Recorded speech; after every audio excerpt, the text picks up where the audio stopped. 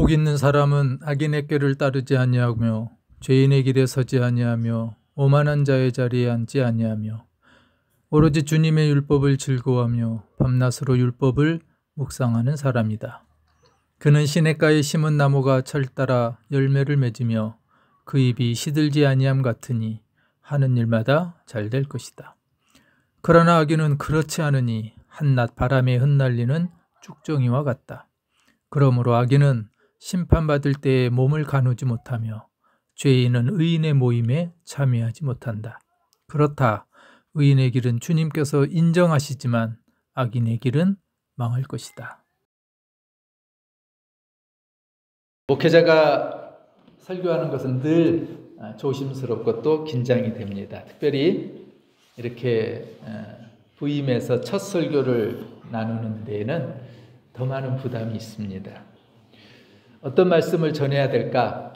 어떤 말씀으로 오늘 첫 예배의 말씀을 나눠야 될까 기도하다가 새로 시작하는 목양이 복의 통로가 됐으면 참 좋겠다. 이런 소원과 기대를 가지고 또 오늘 예배하는 모든 여러분들이 참 행복한, 부족하지만 모자라지만 저희들을 통해서 참 행복을 나누었으면, 참 행복한 마음으로 함께 살았으면 하는 그런 마음으로 오늘 시편 본문의 말씀을 묵상했습니다.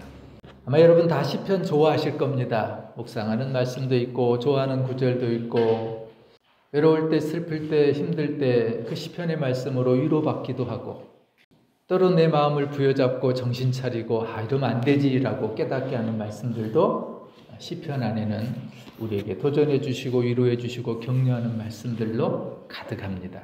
그래서 많은 성도들이 시편의 말씀 참 좋아합니다. 시편은 노래입니다.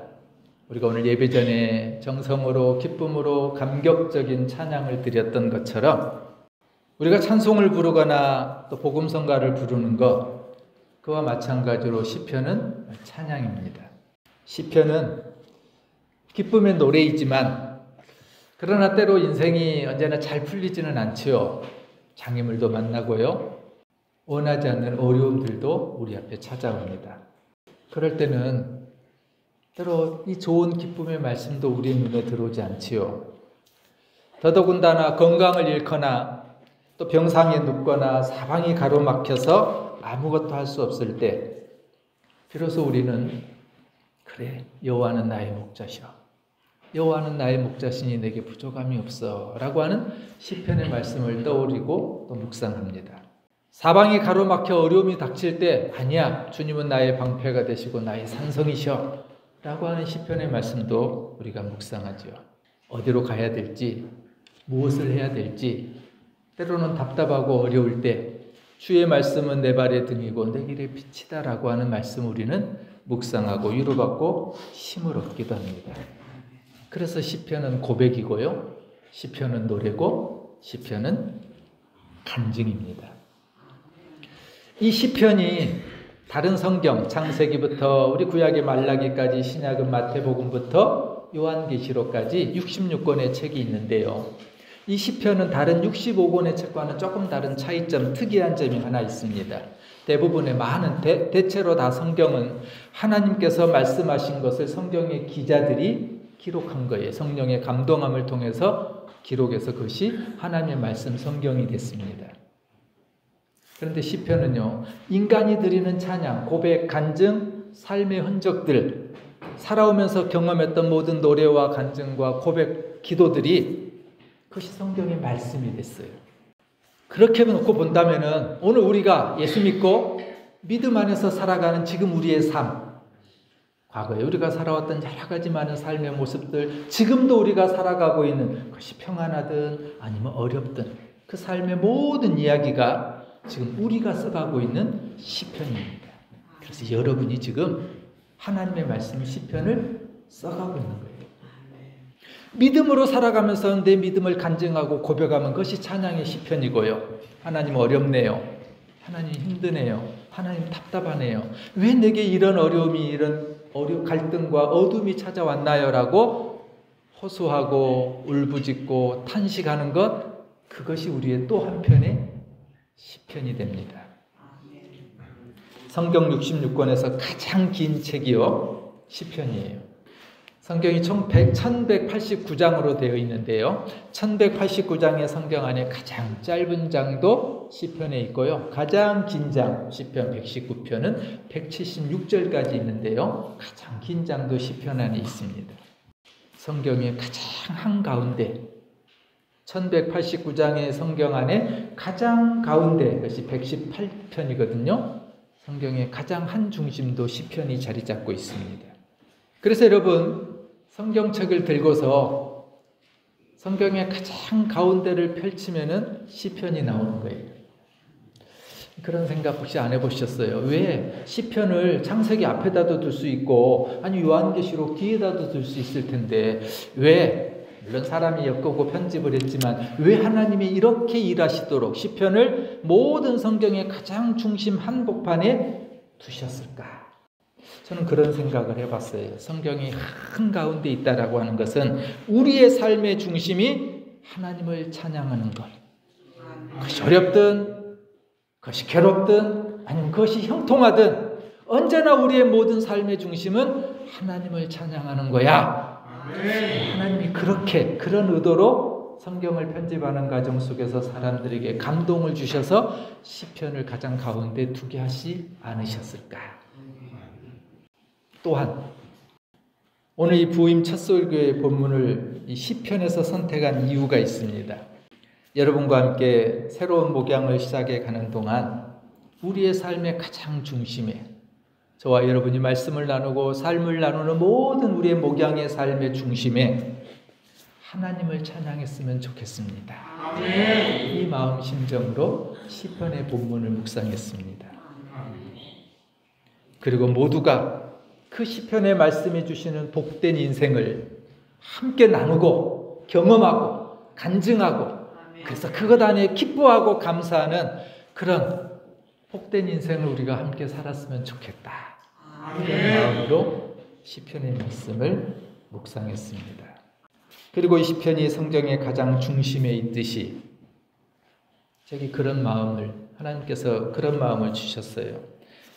시편이 성경의 가장 중심에 있듯이 이 목양에 있어서 가장 소중하고 가장 중심이 우리 늘푸른 교회 여러분 교회여야 된다라고 하는 마음입니다. 부족하지만 모자라지만 그 마음 잃지 않고 살겠습니다. 가장 중심에 여러분을 두고 가장 중요하고 소중한 것에 여러분을 두고 목양을 해나가겠습니다.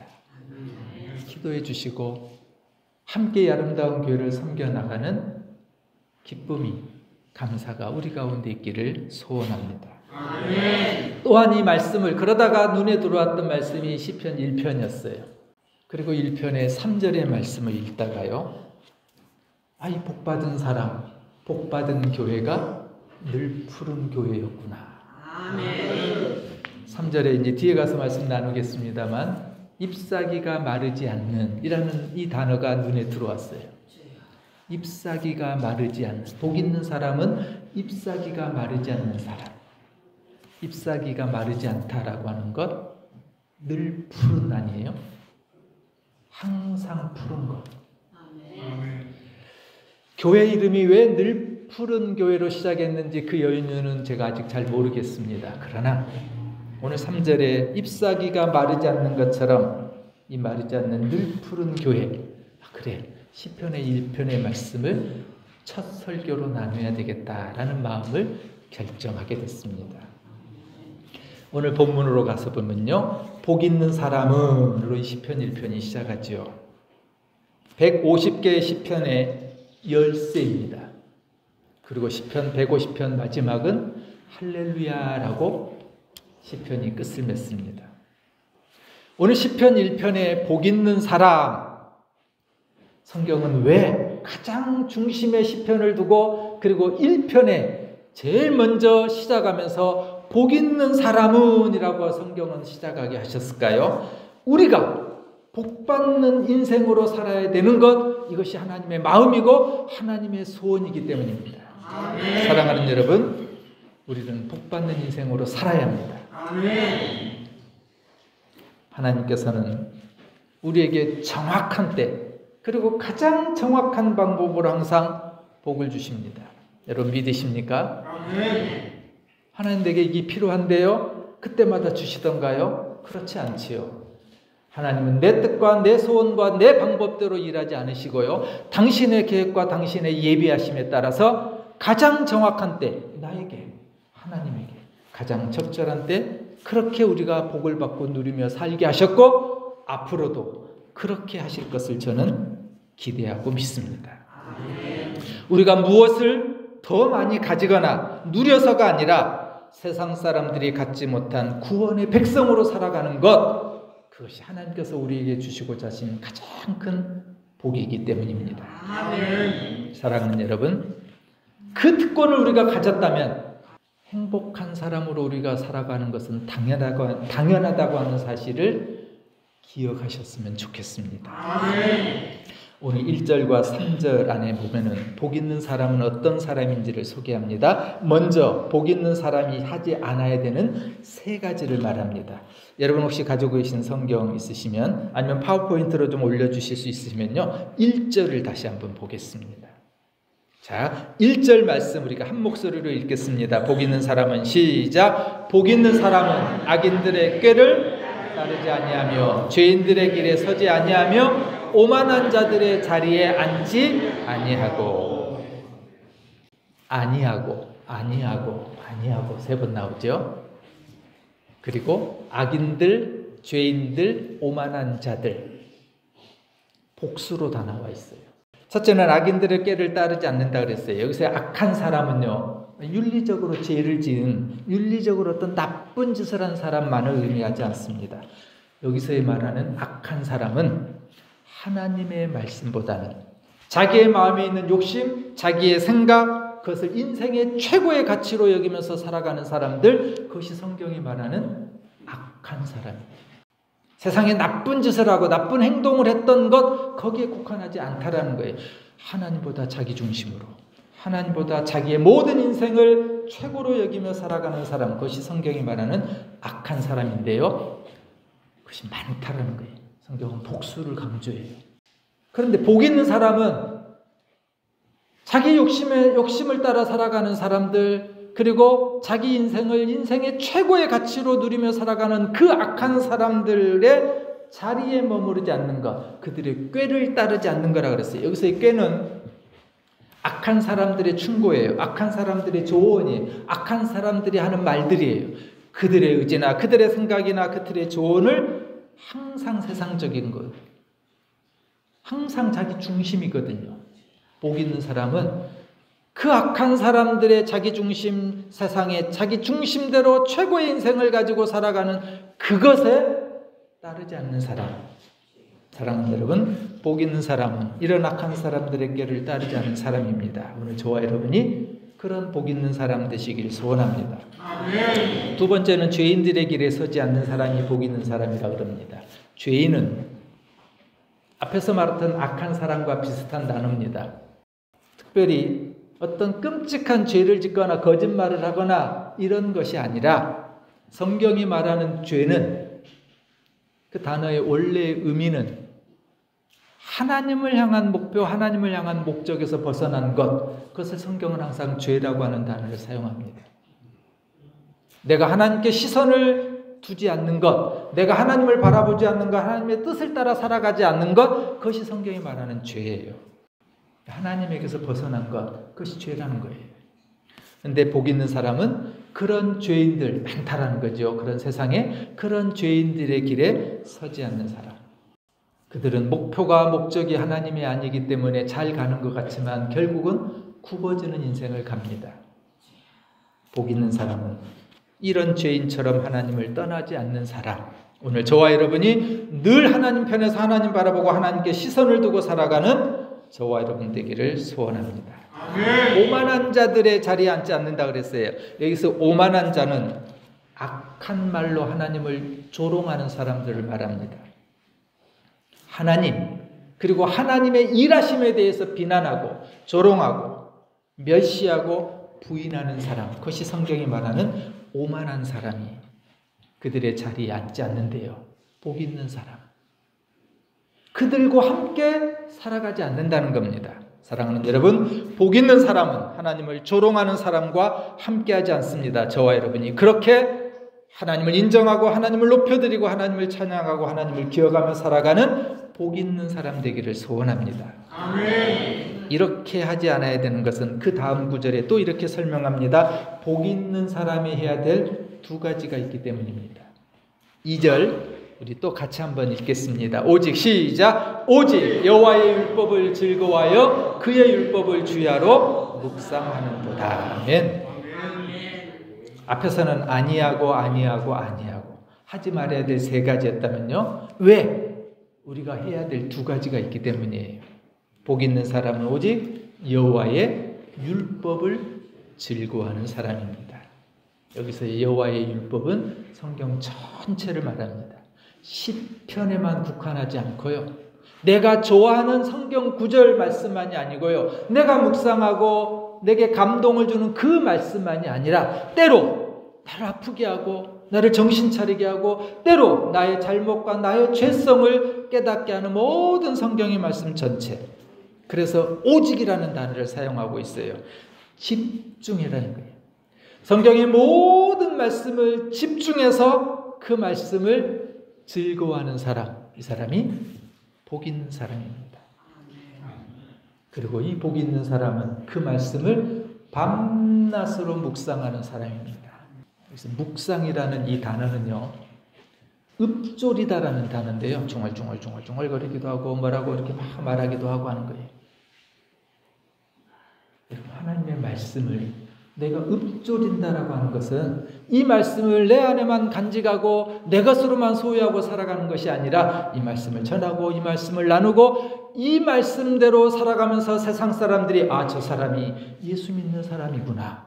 저 사람이 예수 안에서 살아가고 예수를 인정하고 예수 때문에 저런 아름다운 삶을 살아가는구나 라고 하는 것을 드러내는 것. 여러분, 이것이 묵상이에요.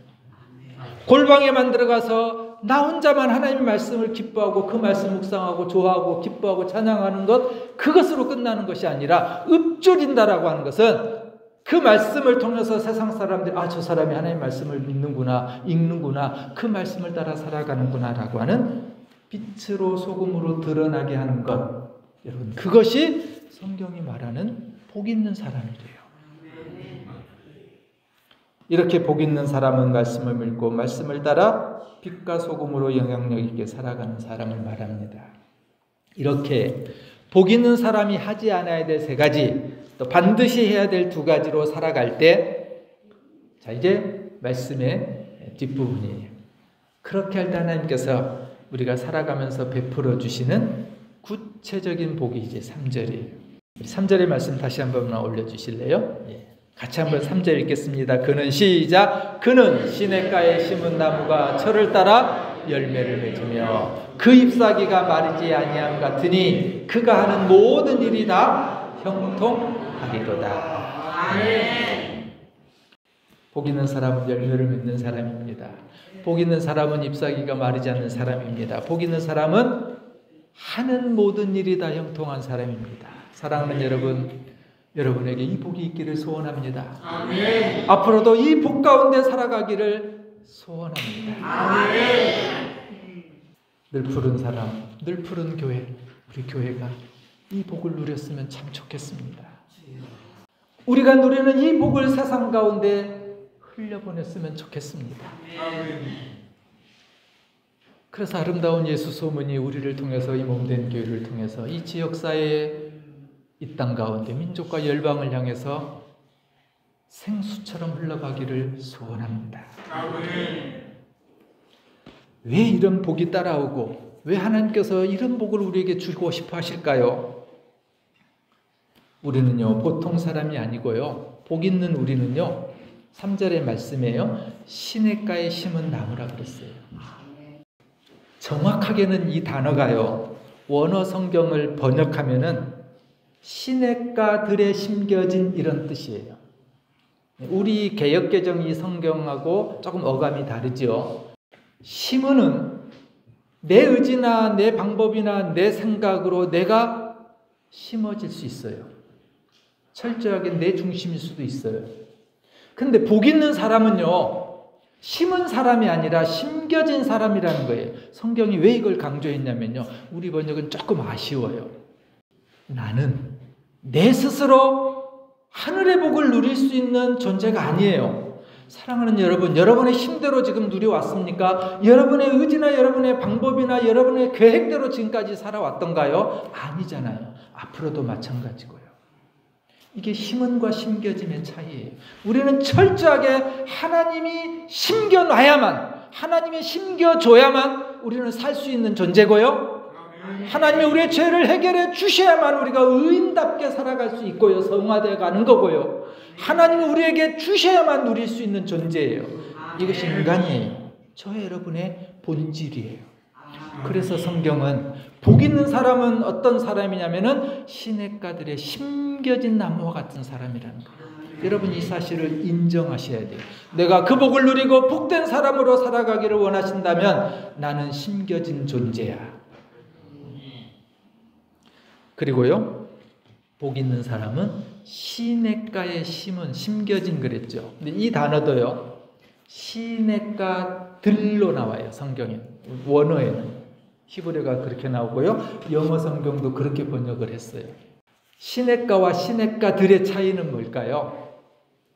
유대 땅, 중동 지역은 굉장히 건조한 땅이에요. 여름에 우리나라에 한 날 내리는 그 비의 양이 1년 전체의 강우량과 비슷할 정도예요. 그래서 저기는 시내 같은 데 보면은 말라있고, 전에는 시내가 흘렀던 흔적이 보이는데 물의 흔적은 전혀 보이지 않는 매우 건조한 땅이 중동이에요. 거기에 나무가 심겨져 있다 하더라도요, 뿌리가 그 물을 찾아가는데 시내 한쪽에만 그 뿌리가 흘러가 있다면, 내려져 있다면은 금세 말라버리고 성장하지 못할 거예요. 그런데 성경이 복 있는 사람이 어떤 사람이냐라고 하는 것을 말씀하면서요, 시냇가들이라고 표현했던 건 뭐냐면은 우리가 한쪽으로만 뿌리를 내리는 것이 아니라 다른 한 뿌리는 또 오른쪽에, 또 한 뿌리는 왼쪽에, 또 하나는 앞으로.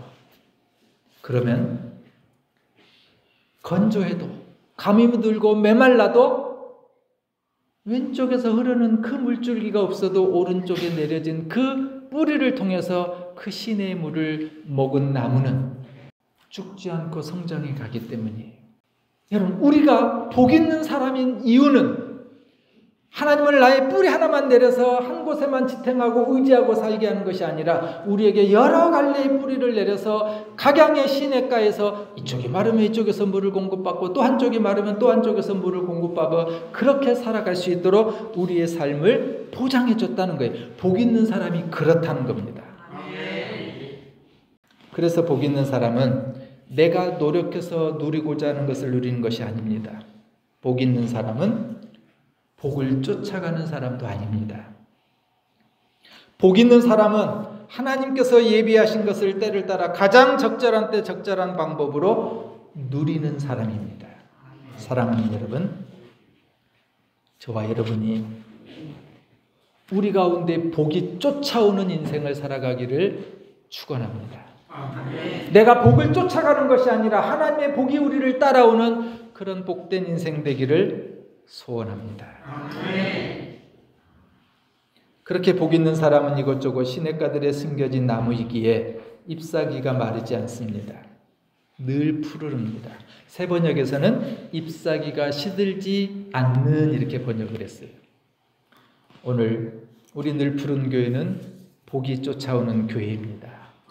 늘 푸른 교회, 잎사귀가 마르지 않는, 잎사귀가 시들지 않는 교회이기 때문에 그렇습니다. 소원하기는 우리 교회가 늘 푸르며 성도 여러분의 건강과 가정에, 또 교회의 말씀과 예배 그리고 선교 위에 싱싱한 교회 되기를 주의 이름으로 축원합니다. 마지막 여러분 함께 따라했으면 좋겠습니다. 하나님의 복이 쫓아올 것입니다. 하나님의 복이 쫓아올 것입니다. 하나님의 복의 통로가 되는 늘 푸른 교회가 되기를 소원합니다. 아멘.